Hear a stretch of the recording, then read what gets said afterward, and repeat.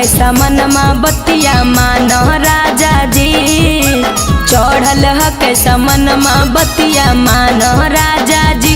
तला हो गेरुआ रंग के सड़िया न करो बहानमा राजा जी। तला हो गेरुआ रंग के सड़िया न करो बहाना राजा जी। आगे कैसे लैया सड़िया बतिया माने गेरानिया।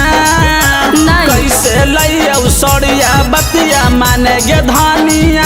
न होवे कमैया गे धानिया बुझ पर सनिया रानिया। अच्छा। न होवे कमैया गे धानिया बुझ पर सनिया रानिया।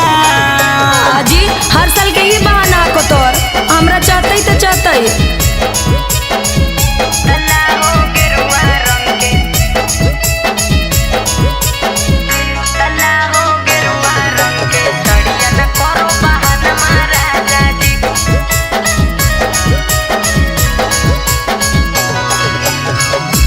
साल कह के हमरा खाली फूस लैलो जी।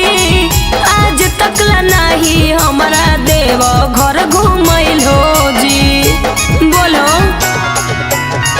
पर साल कह के हमरा खाली फूस लैलो जी। आज तक नहीं हमरा देव घर घूमैलो जी।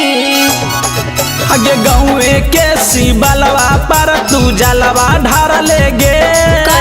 गाँव के शिवलवा पर तू जलवा ढार ले गे। बाबा के धियानवा होतौगे तबे दर्शनवा होतौगे। बाबा के धियानवा होतौगे तब पूरा सपना होतौगे। आज सबके कन्हैया जा है तू हमरा लेके चलो ऐसे नहीं करो।